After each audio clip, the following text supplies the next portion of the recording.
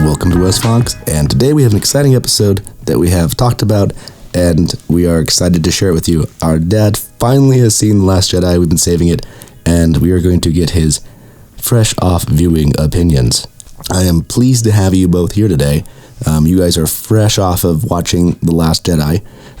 You've seen it before, Philip. However, our father has never seen it before. He's only heard us rant about it and comment on it. So from that perspective, he does know that we pretty much hate it, unequivocally. So, but today we're going to give him a chance to kind of give a fresh thought after watching it, and go ahead.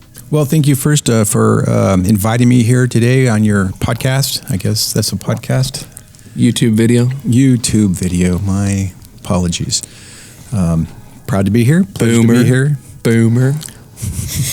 Baby boomer. Is that what you're saying? Poor dad. All right. Yeah. Thank you, Joel, for having me here. Well, it's a pleasure. Thank you, Philip. Indeed. All right. Well, where do you want to begin? Actually, where do you want to begin? Just give us your first overall impressions of the movie, and then we can kind of go into some segments that I know that are touch points that we have, and we can kind of, now that we've, in the past we've discussed these things kind of in a, I've seen it, you haven't seen it, but you understand where we're coming from. Now that you've seen it, we'll kind of touch some areas, I think, with the perspective of, okay, is it as bad as we thought, or is we made it out to you? And like I said, just kind of give your first initial one, then we can start going through different points. We can start from the beginning of the movie and go to the end, but you can kind of give your first general opinion on the story. Sure. I admit it was a bit difficult to come in unbiased, so I would have to say there was a negative bias to it, as you had pointed out, that you and Philip had shared, freely about how your thoughts on the film were like. And so going in with that, I was trying to be fair to it as best as one could, given the circumstances.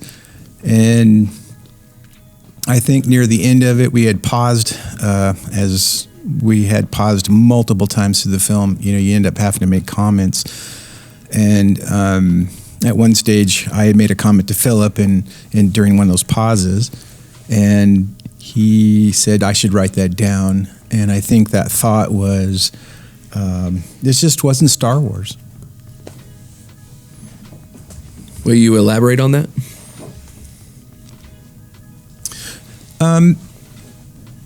While you had the characters, certainly, the props such as the Millennium Falcon, the enemy battleships or whatever they call it, Star Destroyers and so forth, it didn't, even Leia and Luke, it just wasn't them. It wasn't the characters that I think were developed back in 77, 76, when the original trilogy was, or the original film of the first trilogy was constructed.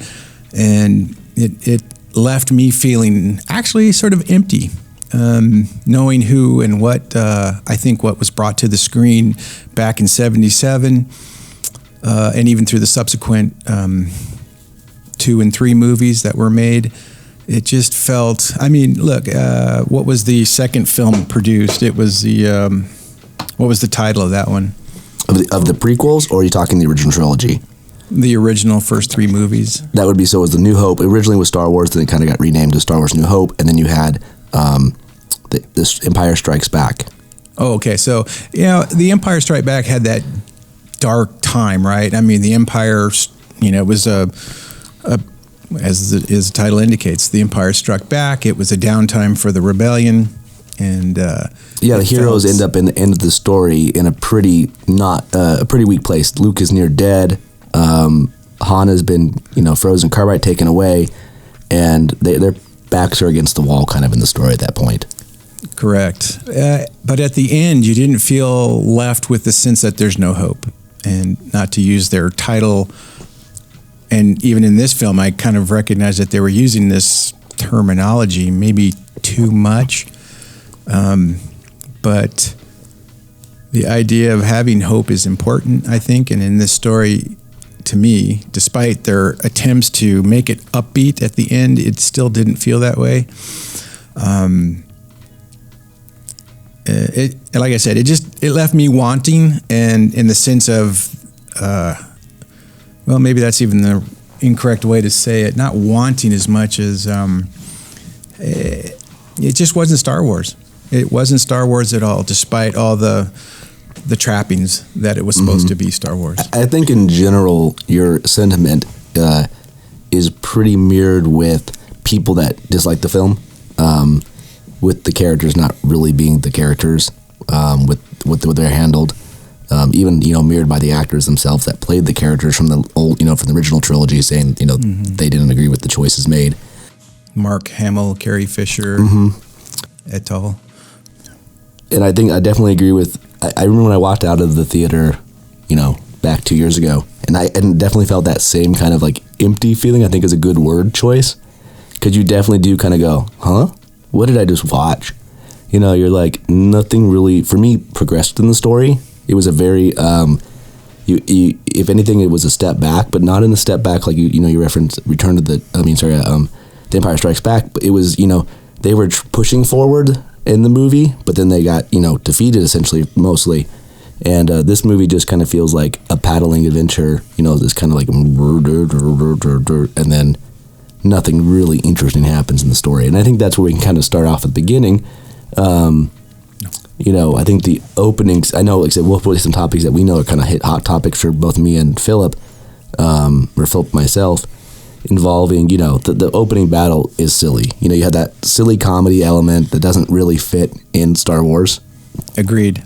And then you move into some weird physics elements that, I don't know if you noticed it, but, I know that was one of those things when I was watching it, which was the ships are moving really slow. There's that silly shot where she grabs the device from midair, like after it would have been way past her reach type thing. There was just some odd choices of what happened in that first scene. And then you kind of end up with this, that kind of leads into like probably, I know it's Philip's least loved scenes, which is, what was your thought on the Princess Leia scene? Which one? Mary Poppins. Blasted out into space? Yes. It was the silliest thing I think I've ever seen. I guess maybe we can dial it back a little bit in terms of, I started writing notes as we were watching the film to try to, because I'm not going to remember everything. And it's a 2.5 hour long treatment of torture. Sort of like the Chinese water torture, drip. But, so I think a lot of the criticisms I had initially were just, silly lines. The comedy feature that you mentioned at the first, and even through the film, but the first 8 to 10 minutes, or even up to maybe 12 to 15 minutes, and, we didn't have the chronometer going, but it just was, I felt it was like watching Spaceballs in a way. It was like, is this supposed to be serious or a parody? It just seemed very, there was a good comedy moment, but it just, since you had all the previous ones, it felt, it's like, ugh, really? Another one? Despite the fact that one of them was actually kind of funny, and I can't even remember which one. I was going to ask, but that's too bad you don't know, because I'm like, what was a funny one in that thing? He does remember, because he and I were both laughing, because I originally thought it was funny in the movie too, but I felt, this could have been more amusing and funny if you hadn't already set up your shtick at the beginning of the movie. Right. And it's when Luke says to Rey, reach out, and she reaches out. Right. No, I think that was legitimately funny scene. I think that was one of those scenes that when it happened, you were kind of expecting. To be honest, it's one of those movies I've only seen once. Like, I'll probably never see it again. To be honest, I dislike it that much. Don't. It's not worth it. Yeah. It was awful. Now you've seen it twice, Philip. But I will say, like, that scene was one of those ones that you're like, ooh, maybe they're gonna go somewhere. Maybe this one's gonna happen here. And then it went. Like, obviously the joke's funny, but then that whole training arc pretty much died there. Like, that was, I think that was the end of the training, like, quotations, training arc. There wasn't really any training, obviously, in the movie that was given other than, hey, don't go to the dark side. Oh, no, that's not training. Like you said, like we talked about, the whole arc with Rey is she's not a good character, unfortunately. and she's not given anything to do in the movie, even as like supposed to be the lead character. She has like no agency in the story. Like pretty much she does nothing. Except for she shows up and moves some rocks near the end. Right, which, again, wow, the progression there is astounding, obviously. Well, that's actually the sad part, too. Having been able to rewatch this, when I first watched it in the theaters, I was so annoyed and angry, and now rewatching it, since I've already got over that, I think what Dad was talking about, the emptiness, it's not so much that it's a dark issue, like, wow, the rebellion's taking it, they're near the edge of their rope. Because, we've come through sad movies, and you've been like, wow, that was a great movie, but you kind of feel a down energy just because it was designed that way. I think what Dad probably maybe more precisely means to say, all of the characters are so vapid. And I look, I've never seen Daisy Ridley act in anything else other than Star Wars. I haven't either. But this, rewatching it now and actually just focusing on actually people trying to entertain us as opposed to the story, she is not an engaging actress in this film at all. No, I don't think that. Boring. She's wood. I mean, there's a great part where she starts like angry, like she's stressed out, and it sounds like she's about to take a dump with constipation. I mean, it comes out of nowhere because she's like, and you're like, whoa, that was weird. Yeah, because that's because their whole story scene makes no sense. I mean, they have the whole mirror scene that makes no sense, and they're going to try to explain that away in this next one probably. Hey, but we know she can snap her fingers. I thought she was going to start dancing, actually.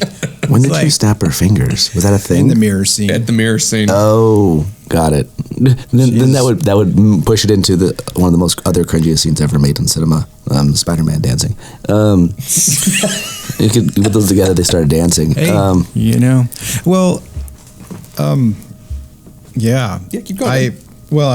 I tried to overrun you there. No. Go ahead. I want to hear your thoughts. To set the stage too for Dad here, when he first saw the first movies back in '77, he was 15 years old, and so my Dad's experience is very, very similar to other people we've heard of his kind of age group. This overwhelming sense of awe watching the first movie, particularly that Star Destroyer flying up over the screen. There's another YouTuber that has mentioned it. He's in his 50s, and he, ironically enough, described it the same way Dad. It was like sinking into my seat, going, oh my gosh, this thing is huge. And this was very good, enjoyable movies that my father watched as a young kid. So that's why we wanted to bring him on for these new ones, given that he actually got to enjoy these when they first came out, to experience the culture, the zeitgeist at the time, as opposed to second or third hand, like Joel or kids who have been born this recent 20 years. Right, because really between the three of us, we kind of have 2.5 generations, kind of. Being you and me are 5 years apart. So it's kind of like I grew up kind of with it. I mean, we grew up with it, but and there's obviously the newer generation. You kind of grew up more with the prequel age, probably. Was more because I was in middle school when the first one came out, so you would have been in elementary school. So you kind of grew up with the prequels. Yeah, I was 8, and yeah, exactly. So that was kind of my intro experience, young. But we had watched the originals long before those came were like out. our main movies. That and Indiana Jones, I think, were our original movies watching as a kid, pretty much. And then I think, I'm gonna segue slightly. So I'm gonna ask him. So is the Canto Bight scene your favorite scene ever laid on the film? Which scene? The casino stuff. Oh, I couldn't stand it. It felt so took me out of the movie. It didn't make me feel like this was Star Wars. I felt somehow I was in some back spoof. on Earth. I think you're spoof. I think your comment on the Spaceballs thing, which is obviously the spoof. There's definitely a level of spoofiness to some of the scenes, like literally the robot shooting coins out of him into people is pretty much like that. It was just painful. That was a pretty there's bad just too scene. many painful moments. That's the frustrating thing. Is I think if a takeaway from the film is that there was little tiny flecks of gold that were laced in there that had they been just capitalized on, it would have. I think changed this whole story. Well, that's kind of I would have to rewatch the film to, I was kind of trying to like absorb it all. Right. And well, there's a lot of spectacle in it. There's a lot of dead time, but there's a lot of spectacle too at the same time with some of these set pieces. So I know that it's one of those ones that probably, me and Philip and Christopher had digested this movie over, weeks. A couple of years now. Yeah, now a couple of years. But there was a lot of elements that were like, oh, and then that thing doesn't make sense, and that thing, the biggest one for me that was always like, oh, like you see there was a lot of things in it, for me at least, that you saw, and then you're like, oh, well, that sucks. And Philip knows the one I'm going to talk about, because it's like I said, it's the one that we just talked about recently in a video, but it's the hyperspace ramming scene. Where, right.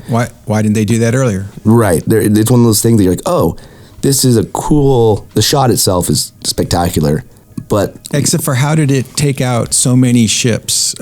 Right. Well, it goes in the space of why was no one ever, like we said, if this was a thing that could be done without any just normal ship, why was this not done, like you said, earlier in the movie? They should have done the first ship and put everyone on the front ship and said, okay, guys, let's nuke these guys.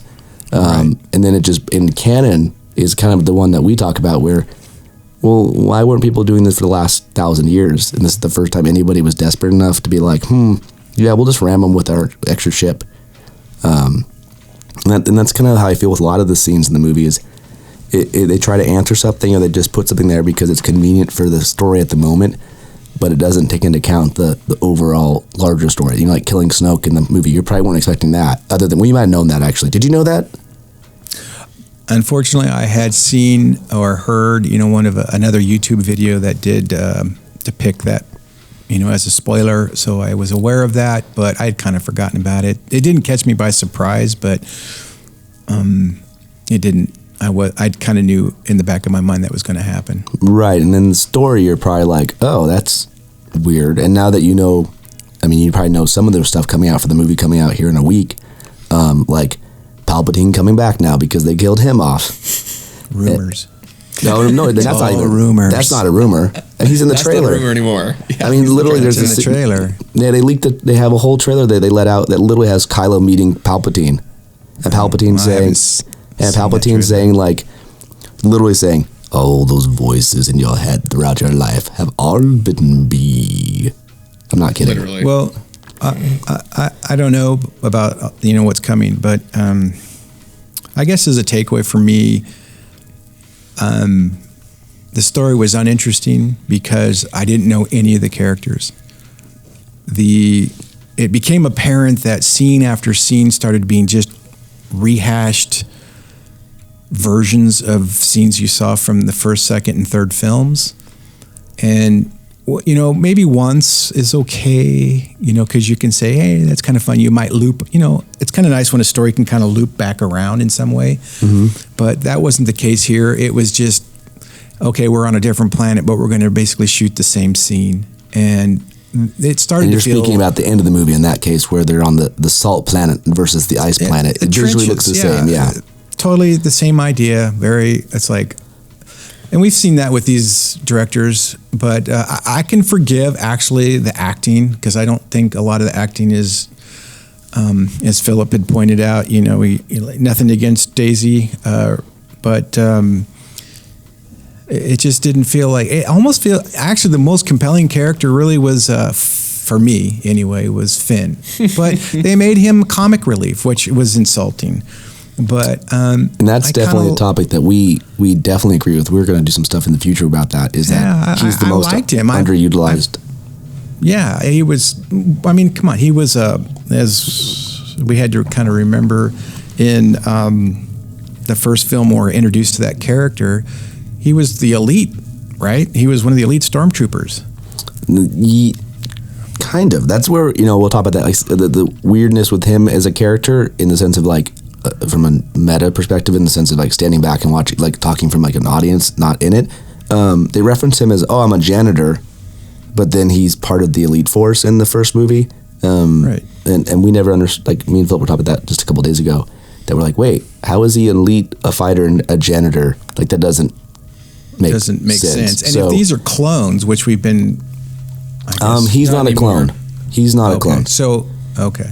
the new generation are like clones and there's kidnapped. non-clones. Yeah, we don't know what percentage. Again, that's the kind of when you go out to the meta perspective of the movie, you're like, oh, we just destroyed their whole giant base in the last movie, but now they still have a giant fleet of ships, and they shrug it off. Like, they're like, oh, you just destroyed a planet-sized base of ours with ships around it. And this movie starts off with, oh, we're running away now, and we have no way of stopping them. And Elman's like, well, we're trying to run away, but they can only track one ship at a time, but we're not going to separate this fleet and go in different directions right away. And let, one unlucky ship might get taken out, but hey, not the whole fleet. Because, literally they lose, 8 or 10 capital ships in the... No, there's only like 4 in the entire thing. There's like a medical frigate, 2 support craft, and the main ship. Yeah, it's even more annoying. I know that's a weird thing at the movie, too, is the scale size. You end up at the end with essentially enough... The leftovers of the rebellion or whatever they're calling it in the movie. I don't even know what they're calling it now. The rebellion or the... Well, it's first resistance, and then they slowly morph into "Go Rebels!" And I think that's because... And honestly, I don't even think that's intentional. I think that's because people writing stuff forgot which one they were, and they're like, I don't have time to look at the original script and be like, were the original ones the rebellion, or were they the separatists? I'm not even sure anymore. And I think that you end up at the end of the movie, like Dad said, where, there's like 8 people left, and they're like, no one in the entire galaxy responded to our plea for help, and they're ignoring us, and there's like 8 of us left, and you're kind of like, well, I guess you guys just kind of suck as a group, and I don't think anybody should join you guys at this point, because you have people literally crashing into people to save nobody. Obviously the epic, most romantic kiss ever on screen moment there. Where literally, I remember in the movie, I was like, what? Like, what? Why did she kiss him? When she kisses Finn. When Finn was actually, you brought Finn up. Right. Finn's actually going to have a moment, kind of the hero moment, kind of a sacrificial death to try to save everybody. And then gets, oddly taken out with a scene that doesn't even make sense, because you're like, how did she get ahead of him far enough to come from a 90-degree angle from ships when he was the front leader by far? And, logic doesn't even apply to it. But the whole line and quote and kiss was just, I remember watching that and just like, I think I barfed in my mouth a little bit, possibly. I can't remember. Well, and then even the moment when they did kiss, if you recall, in the background was the door being hit by the beam, which then set off a bunch of sparks and glitter. And it made me think of the old movie called... To Catch a Thief. Oh, yeah. When they're like, the fireworks the fireworks in the balcony, and it was all going off behind him. I think there's a couple James Bond movies that do the same thing, actually. Like, oh my gosh, that's what I felt. Just so many scene after scene. I was even laughing at one point where it was the guy was getting his things pressed, his uniform. And I thought, I couldn't believe what I was seeing. It looked like an iron, and I saw steam coming out of it, and I'm going like, oh my gosh, this is Spaceballs. I started saying Spaceballs, but then I realized it's Hardware Wars. And if you ever go back and watch Hardware Wars, which was produced by some high school students right after Star Wars came out, people were just gaga over Star Wars. And so these high school students made their own parody film using a toaster and an iron. And it was called Hardware Wars, and they had a scene very similar to it in today's feature. And I was going like, you got to be kidding me. Yeah, I think that was, that's where everyone who, I don't want to say likes the movie, because I really question if there's many. I know there are people that like the movie, but the people that would attack people who dislike the movie, it always goes to, we subverted your expectations of what you thought it was going to be. And if this was not Star Wars, you could say, sure, it was a science fiction movie. And that's about all you could probably say about it. However, it is Star Wars. It is Star Wars, and you have established some things in it. And I felt like at some moments I thought I was watching Harry Potter or Lord of the Rings. It just wasn't Star Wars at all. And I kind of wonder if we talk about today's society in many ways in our private conversations, and you almost feel like really the director, producer, and so forth really was trying to make a downer, negative movie. And, if I was a storyteller with this kind of power, clout, what have you, it might be interesting to a point, so that the third one that comes out is going to be really you're the dark moment. Now this one's going to be the highlight. But given what they've produced so far, wouldn't hold out a lot of hope for that. Well, I'd like to go back to Dad's comment about rehashing old things, because Dad, he drew at a lot of similarities that even I hadn't noticed the first time around. I mean, sure, the fighting scene with the on the salt planet, where the guy actually goes out of his way to lick the salt to like proclaim, "Hey, it's salt," and it's like, what a so stupid. But there's many moments. I mean, I'll try to jog his memory on a couple, like when Rey goes to the tree and he's like, oh, great, another tree in another Jedi place. That's stealing. Or when Rey is captured and she's going up in the tube and she's like, there's good in you, Kylo. He's like, what? Dad's line was, what, do you think you're Luke Skywalker? Is that something?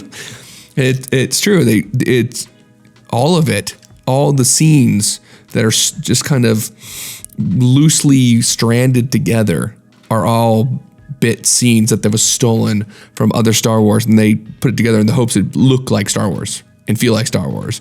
And what you get is just a bunch of vapid scenes, empty characters, and there's no drive to achieve anything.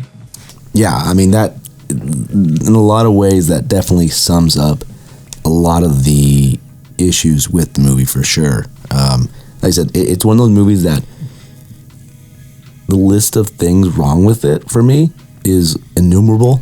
It's an odd, I think it's why it's such a popular, from a, just what, when you look at how people talk about the movie, and I think that's why so many people talk about it, is because the more you look at it, the more things are broken with it in general. Like I said, you look at stuff like, the gravity in space scene from just a visual effect point, when like, they're like, we're dropping bombs on ships. You're like, wait, what? Like, I remember watching that going, why are they dropping bombs on ships? Like, we know they have missiles and other things that do it. And they're like, no, we're just going to let these bombs slowly drop to these ships. Right, trying to make it some World War II-like-esque.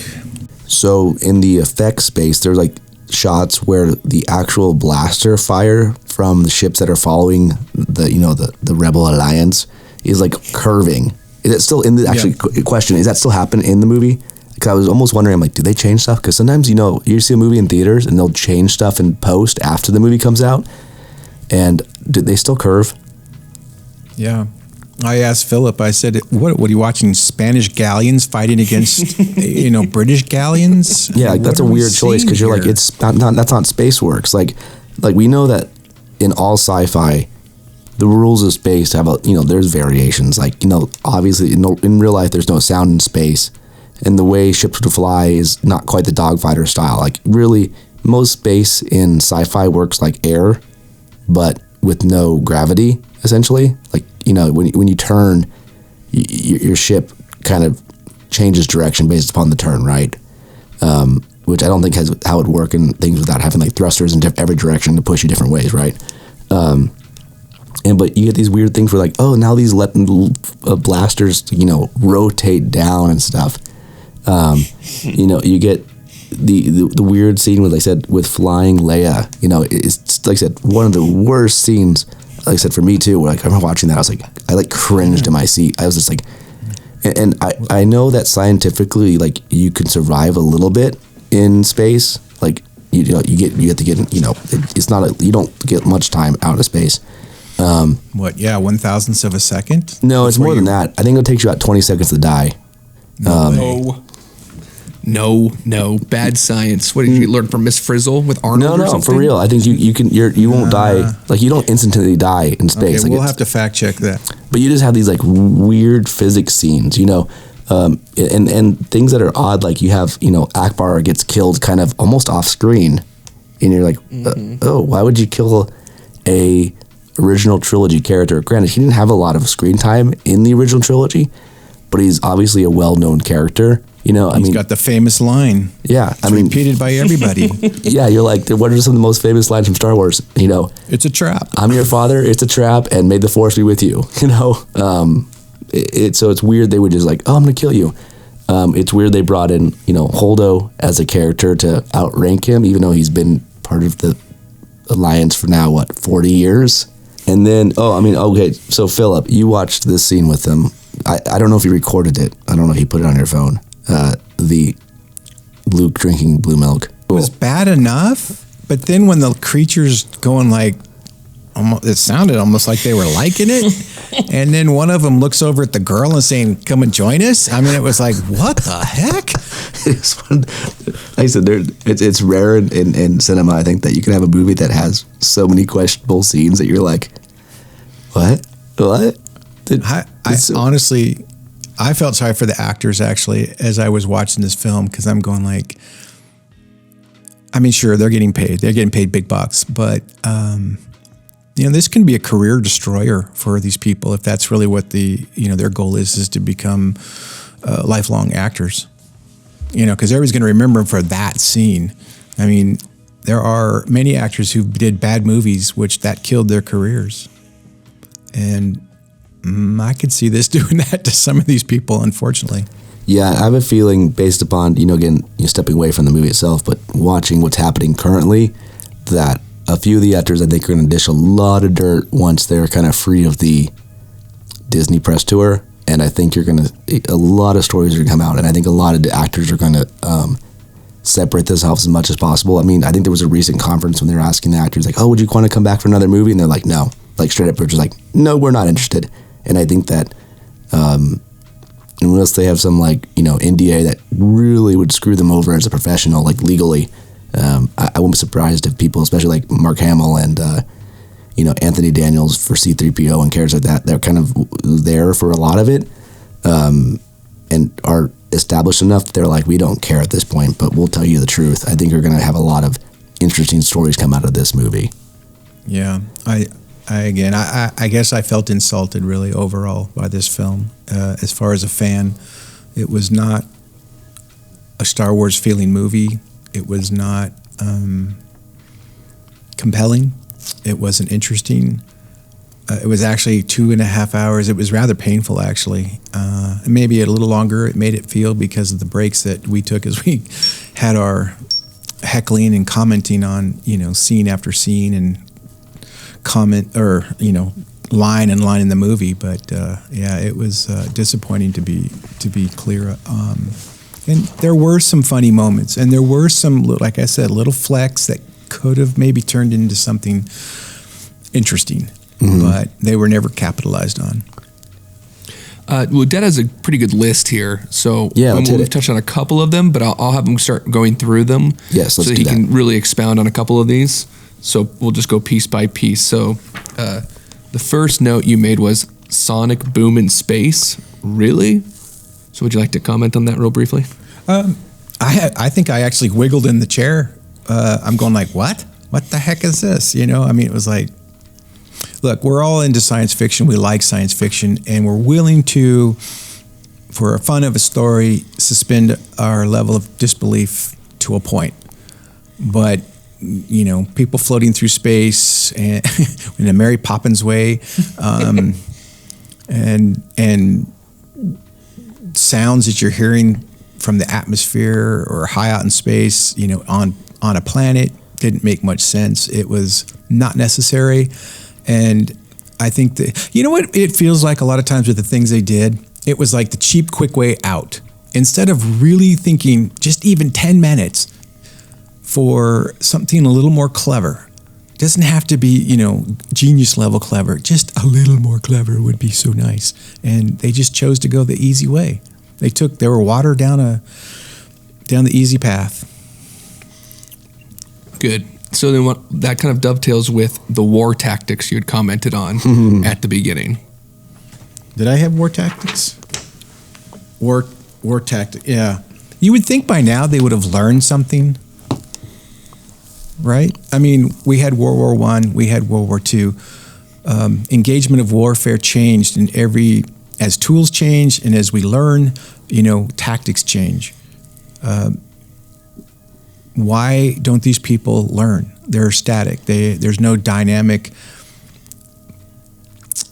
Every time they assault, it's a frontal assault. In fact, it's like, have you ever tried flanking? That's one of those right. Cool You British referenced terms. the duplicate scene with the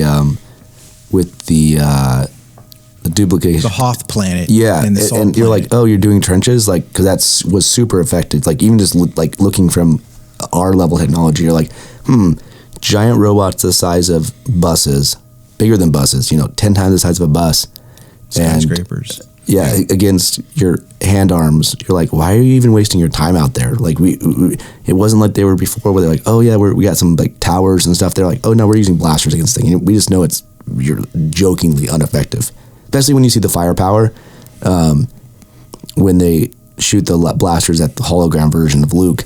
Like, it's laughable you'd even try to even defend yourself against it. Exactly. Yeah. So to continue on that. In the 12-minute mark, you put in there too much humor already. So which parts, if you can recall, I know it was 2.5 hours ago and it was miserable, had already saturated your humor level for a movie that was supposedly supposed to take itself seriously? Remember what specific...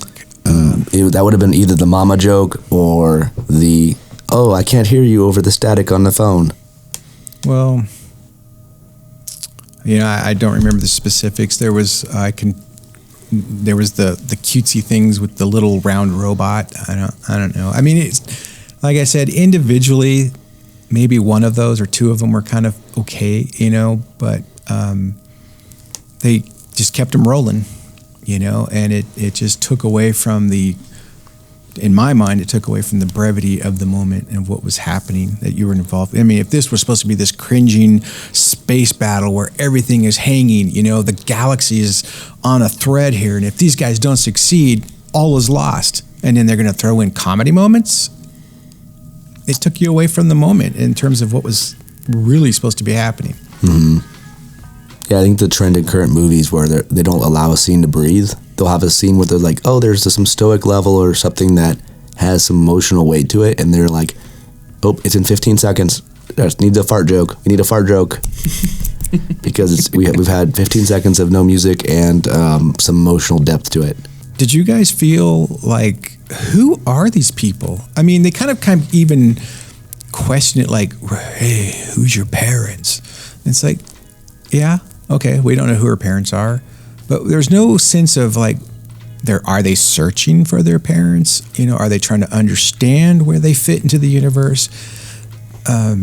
Maybe these were answered or talked about in the film previous. I'm not sure. I don't remember it. But, no, they were not, because that was the problem with the first film, and it gets more elevated by the second one, which is the first film asked a lot of questions. Me and Philip talked about this recently, where no one really cared about, like, no one asked who were Obi-Wan's parents. Like, no one asked that question, but in this case, the movie asked the question, which forced the audience to. So when you have a movie that says, who are my parents? We got to know who your parents are. It's important. And then the movie goes, no, we don't want to talk about it. It's like, wait, what? So the movie, the Force Awakens asked a lot of questions and left a lot of unanswered questions the audience has. It both asked questions for the audience, but also left a lot of unanswered questions. And this movie intentionally said, we're not answering any of them. Which begs the question, why? I mean, like you say, if it's going to be part of the storyline and then ignore it, why would you do that? That's a question. We didn't many want to people plan, and we really didn't care about Star Wars. It was just a product that we were working on, and we thought everyone would pay us lots of money for it, no matter what happened. And that will not prove to be the case. Yeah, I mean, in the end, like I said, the next one comes out in just a couple of days, and I'll be tracking, seeing the numbers, and it'll be interesting to see what it does and what people think of it, because, like I said, they're throwing, from what we're seeing, and they've released a lot of footage so far, like an astounding amount of footage for this movie. They were so tight-lipped about the movie, that they didn't have actual trailer until almost a month before the movie came out. And now they've released, 15, I feel like, trailer TV spots. They're like, new footage. They were so tight-lipped, and I honestly do believe it's because in the last 2 weeks they actually finished the movie, and I think they've actually had time to actually start editing stuff down, and now they're trying to use that nostalgic one to bring him back. They're like, we got to play Palpatine up, we got to play Palpatine, we got to play Palpatine up, and to me that's, again, I hate that they're bringing him back. I think it's a terrible, terrible, terrible thing. It only undoes the original trilogy more. Well, it's fatalistic. It's like everything that's happened before and everything that everybody's fought for and sacrificed for, didn't matter. Yeah, and they reset characters. You look at Han in the first one, he was back to being a smuggler. Luke, he's living by himself on a planet. Every character spent 40 years devolving to a worse version of themselves from the original movies. And the galaxy's in a worse space now because not only that, they have a more aggressive fleet destroying stuff. So, you end up with a space where now I think this new movie is just, like I said, it's going to throw everything in the wall. Like I told Philip, I don't know if you listened to our video about that, but literally we were talking, I'm like, I just expect them to do, it's going to be terribly done because it's what they do. But I was like, the only thing that make the movie entertaining is they just go full out craziness. And I think this movie's going to be a version of that, but it'll be full out cringe craziness. How can we make this the worst choice? And they're like, yes, that sounds perfect. Yeah, without a doubt. So another thing you wrote, Dad, was so far, and we'll just say in total, you felt insulted as an audience member, and then you also put it was soul bare. So, I think that's what that says. Which one?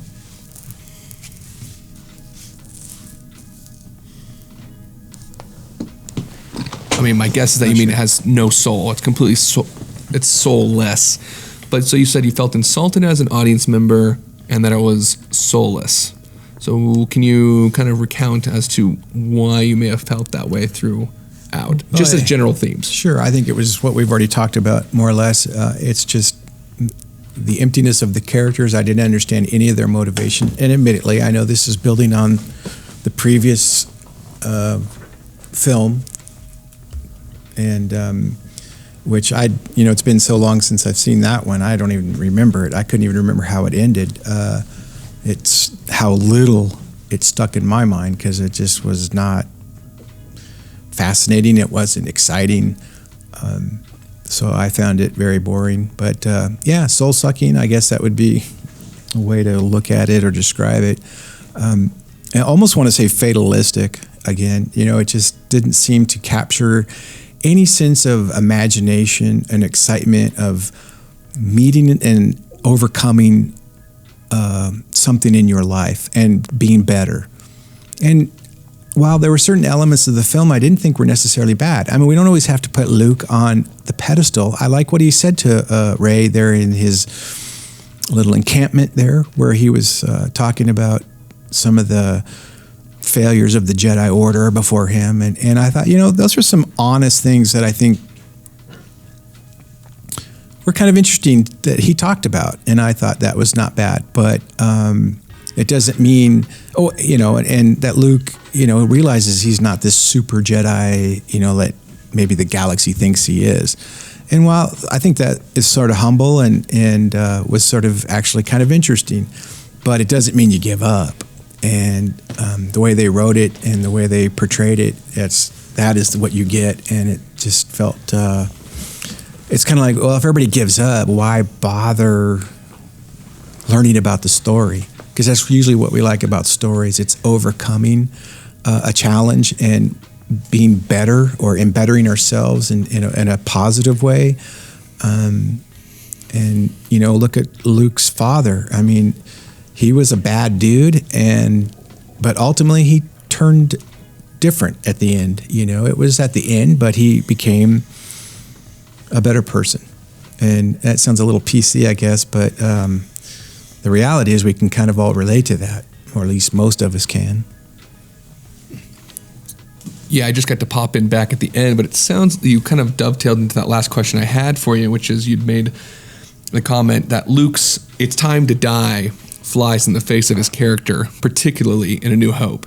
And of course, as you just mentioned, his saving of Vader, and then here he turns into a nephew murderer. So how did that make you feel about Luke's character? Yeah, again, disappointed. It wasn't the Luke that we were introduced to back in 1977. Luke was maybe naively so, but optimistic. He was hopeful. He was he had a loving passion about him. I mean, let's look at the character that was given us. He actually was concerned about a evil person that was threatening the universe or the galaxy that of this particular story. And there's something I think most of us can relate to, is that sense of loving somebody. I guess it's maybe in a different way to say it would be in the devil's advocate version would be, you know, like, can you imagine trying to love Hitler? But yet that's kind of what's portrayed here in a sense, although it was his dad. So, I mean, that's the kind of caveat I think to that. But yeah, because it's that kind of that redemption story type. You know, it's he was like the middleman. You know, that was like no one wants to see Palpatine redeemed. Like, he's not a character, right. But from the beginning there was that level of like, oh, we want to kill the son of Skywalker, and he, you know, from the beginning was like, oh, but you know, let's not kill him. So there was always that, like, and again, it's kind of from the movie comes from an optimistic place, and I think that's where these ones obviously lack greatly.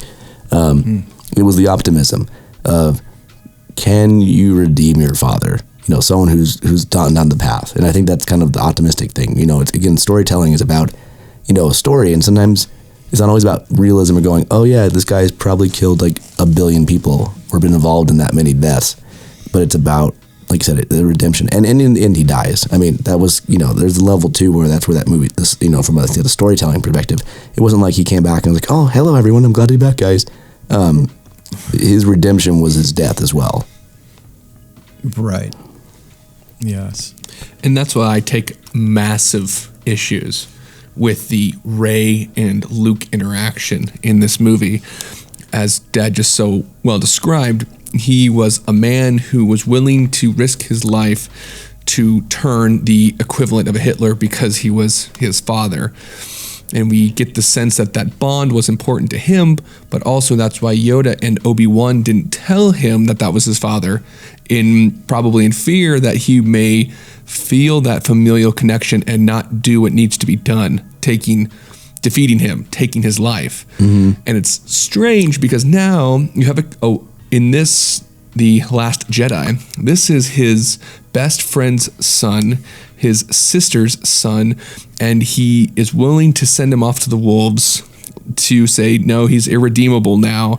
And yet this random girl who has just learned about the Force and Kylo's existence and Luke's existence 5 days ago says, as if I have this wonderful connection with him and I know that I can turn Ben Solo. I mean, that'd be the equivalent of you in 1945 being like, I just ran into, Hitler 5 days ago and I think I can save him.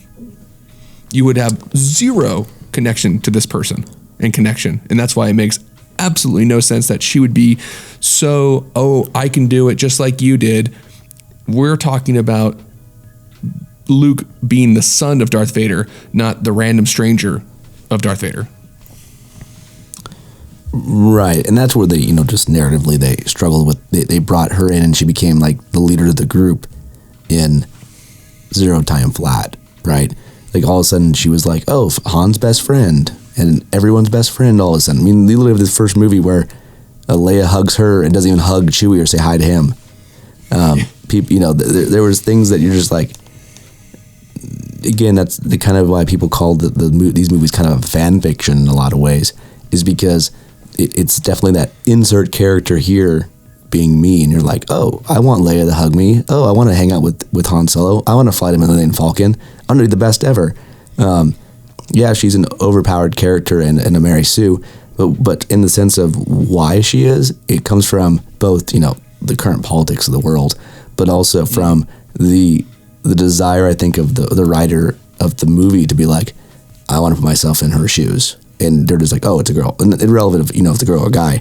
I think you could have, her character is a bad character regardless of what if she would have been a male actor or female. It doesn't even, her character doesn't make any sense to what it is. But if you think of it from you want to be the character, like I said, insert yourself into her character. She is what you think of when you're like, how can I be the most powerful character in the movie? I'm going to save everyone. I'm going to learn from Luke the Force in a day, and I'm going to resist the dark side, like not even trying, right? Because that's the whole thing. Like Luke at least was tempted by the dark side in the original movies. With the first movie he was tempted, and the second movie he was tempted with inside of the tree in legitimate training, and then gets a smackdown, and then the final battle with Vader, he's right on that edge too. In this movie, they're like, here, go into the dark hole by yourself with no one training you, and she's like, nah, I'm good, cool, dark side, I got you covered, and then goes to beat the giant thing of enemies inside of a battle thing, and like you said, never really using lightsaber before in training and stuff, and then that horrible scene. I don't know, how did you like that fight scene, Dad? I know we're gonna kind of go into that one really fast. Which fight scene? What did you think of the throne room, red room battle scene? Oh, terrible. Yeah. No, and unfortunately I had seen that, a lot of the YouTube videos that we have out there where stuntmen's react to this, that, or the other. Okay, that's kind of what I wasn't sure if you had seen those like things where you're like, oh, and like I said, it is crazy when you watch it, because the first time you watched it, I remember watching it in the theaters and going, that scene felt so weird. It just like threw you off, you just felt like, I don't know what I'm missing, because I don't know that space well enough, and things do happen so fast in it, there's so much going on. Hard to... But when you do see the videos and the actual scene again, you're like, oh my goodness, what was happening there? Yeah, I was telling Philip at one stage in the film that I think we could have cut a lot out and, probably got it down to maybe an hour or 20 minutes to tell the story that's really there. I mean, in the end, yeah, it's honestly an hour movie. I mean, you have almost a half an hour. Everything involving Finn and Rose and DJ, that whole side plot equals nothing. Nothing. And Chrome Dome and what was some of the others? You mentioned the casino thing, and then those little critters that they were riding out of there. I mean, it's just a waste of time. And it's like, why? It doesn't. Yeah, even people like the movie thought that was the worst part. It's one of those ones where it was a whole nother movie, and by movie I mean trash. Shoved into this movie, and it doesn't even make sense. But what else do you have on your list, Dad? I know you have a list. We'll continue this off. Philip was running through them, but for the most part, we've hit on all of them. I mean, there's little things like time for a committee meeting in regards to being attacked, but I think we could nitpick. Right. I started to feel that way, but I don't want to nitpick. Yeah, we've talked enough, and kind of in the end, it's just that general feeling. I know in the beginning, Dad summed this up really good, well, and when we kind of edit this down, it will be more on little points and stuff, because as we know, I know you, me, and Christopher spent almost 3 hours talking about this movie when it came out back, and just like, that didn't make sense. And I know that probably, Dad, as you like think about it, maybe you'll be able to wipe it out of your brain completely, but there'll be things that you're like, oh. And like I said, you do have a slight bias, and obviously it's not a bias so much in the sense of, but you've heard a lot of the discussions, so some of the stuff probably has already processed for you. Where when we came in fresh out of the movie, I saw it the day it came out, so I had no reviews on it. Like there was no like in-depth 5-hour analysis that are out there now. And you're left feeling this weird feeling like, what did I just see? Oh, it really was. That is the definitely the quintessential part of that movie. You walk out and go, oh, that scene was kind of cool.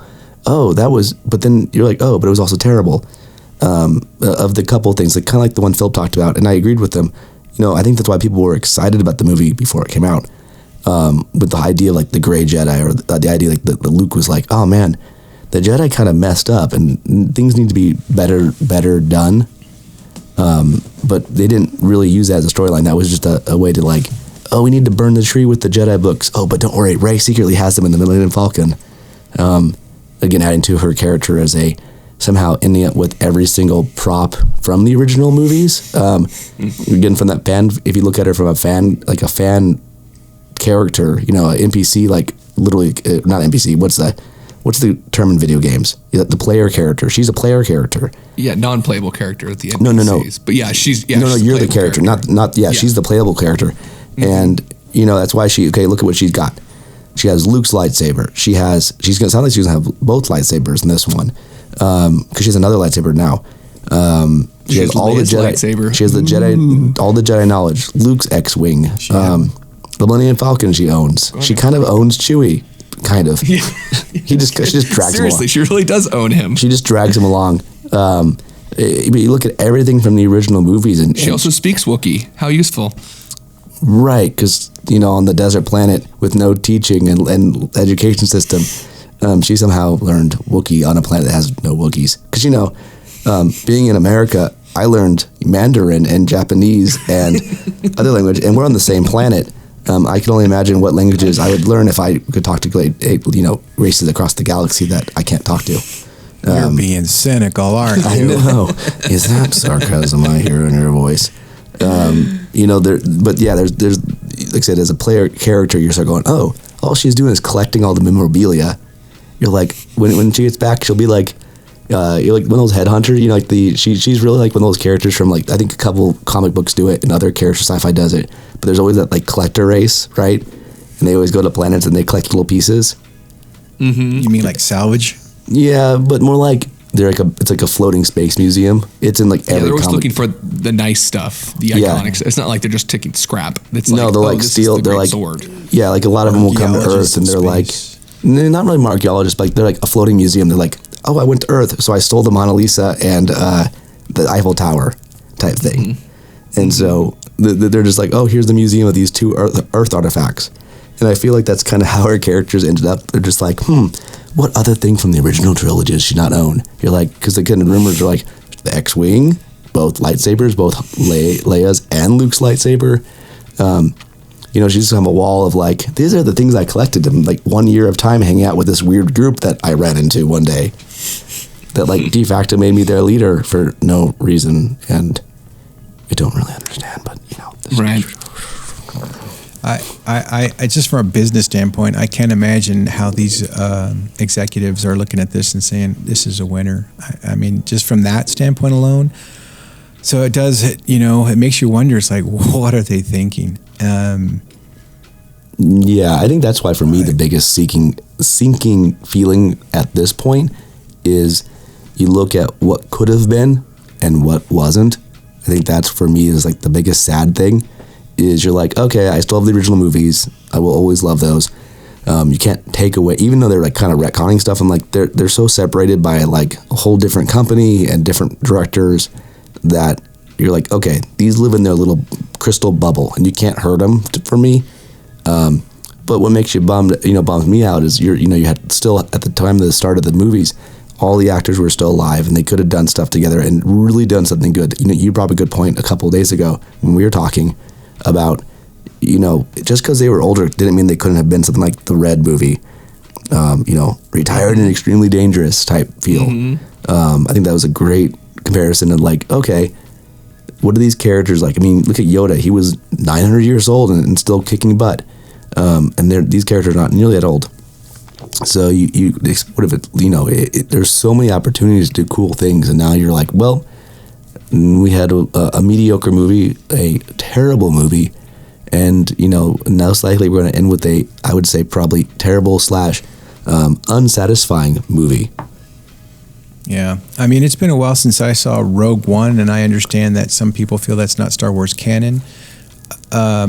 It was actually, but it's better than this. That's true. Oh, yeah. It is better. Philip whispered it sucked. And I go, yeah, but you kind of know it's like Titanic. You know what happens, but in terms of an excitement, in a sense, of a story, it was, at least to me, far better executed than this. And I wasn't trying to compare it to the original trilogy, of course, but I'm just saying that was a better film than this film.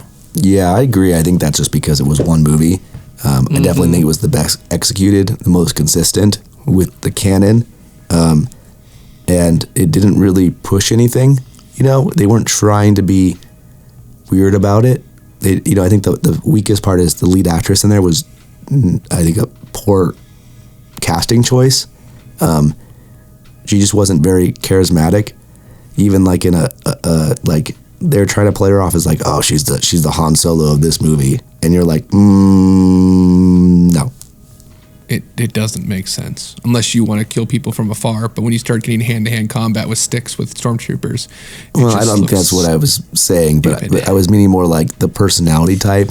They were trying to make her this like suave-ish character with like a aloof attitude, and it just was uninteresting. No, it just looks terrible. It just looks lost, confused, and aloof. Well, I'm gonna want to get stuff a little bit tied up here. So yeah. To answer Dad's question, for the executive staff, for what they're thinking, according to Bob Iger, he wants to offload old fans because they need to make Star Wars relevant, and we all know what that means.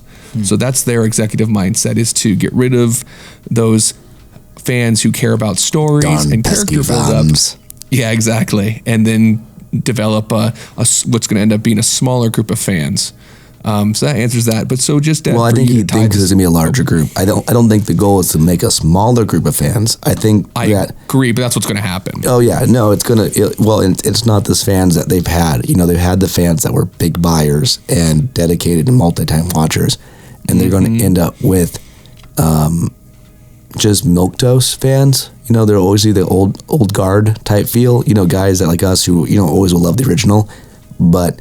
And I also think it's a flawed, that whole statement, I want to analyze in the future, but it's a weird statement because the reason the new movies have been unliked is not because of the fans, it's because they're bad movies. Like, not because of, you can put these movies in isolation and they're uninteresting movies with uninteresting characters with nonsensical plots. It's nothing to do with, it's because the old fans they don't like that we made choices. No one cares that the choice is because you didn't make choices. You just rehashed stuff and did it worse by an exponential amount than the original. I mean, you look at the movies and all they are is rehashed set pieces from the original mixed together for no rhyme or reason. Completely agree. I can hear your voice starting to crumble here, so I'm going to let Dad fighting with the cold. I think so. Yeah, I know. I'm sorry. That's why I sent the video of my North City as well. Yeah, I'm like, which was really funny. I'm like, my voice is very sexy right now, though. You should record that a few times and then just post it on YouTube as a little snippet of just famous Palpatine lines right before the movie, since it's going to suck. But I was going to say, Dad, do you have any? Why don't you give us a final piece together of your thoughts for this movie, and then we'll travel on and have some tri-tip. Oh, well, thank you. First, just to say thank you for inviting me on today, and You're welcome. Enjoyed our hour and 11 minutes or so that we have here. I think that nothing will stand at this stage against the original trilogy. It was far superior, and it will hold its own for, what is it, a 40-year-old film? Mm-hmm. I can see it holding on for another 30, 40 years. I would not be surprised. Yeah, I totally agree. I think that in the legacy of it, it has the legs eternally, kind of, because it always, when you do a good story, it kind of lasts forever. It's the reason, Greek mythology is still around in storytelling. Right. And I think that, we said we'll watch the new movie here, The Rise of Skywalker, here in a couple of days, and we'll come back and discuss it, because now you're caught up with the movies, and it'll be interesting to all have a fresh take on the movie from a recent time, without kind of the prereq, hours of conversations at a time. Right. Well, my only hope is that Yoda will wake up from a bad dream and we all hope that. Declare that, if things don't change, this is what the future will be. That would be the greatest thing. Like I said, there was a time I told Philip, I said the only way to save this movie coming up there was two things. I'm like, you have to be a Force vision for the previous movie, and you have to put it in the two parts. And I don't believe that's going to be happening in either of those, because they're just going to, like I said, I think this is going to be throw everything at the wall, throw every single possible thing at the wall. We're going to see Force healing, Force battles, and silliness, and off the wallness, and Palpatine doing something, and she's going to jump into space in the most recent teaser. Yeah, I She's saw gonna that. jump into space, into the Millennium Falcon. It's gonna be brilliant. Oh man. Yeah, no, it's going to be, like I said, this is one of those movies that I wish I was there with you guys to buy a theater out and just rant on it. Right. On camera, and you're like, here, we're taking this theater over. We need to just freaking rip this apart. Because you think of the original trilogies, while there's allusions to certain things, they never went crazy with it. And partly because I guess it could have been a stylistic or storytelling device, but also, gosh, how do you tell some of these stories with the technology in filming that they had back in the mid 70s and early 80s? So it limited them in some ways in how to tell the story. Whereas today, with CGI and the money budgets that you have, you can throw anything at it. And that just goes to show you that because you have all these things doesn't make a better story necessarily. It surely doesn't. Well, thank you for joining us today. Absolutely. Both of you fine gentlemen. It was My pleasure. And I look forward to continuing this conversation in about a week or so, once we've all seen the Rise of Skywalker, and to give our kind of post-mortem opinions of this. I know Dad's he's like 4 hours of more torture. Oh my God.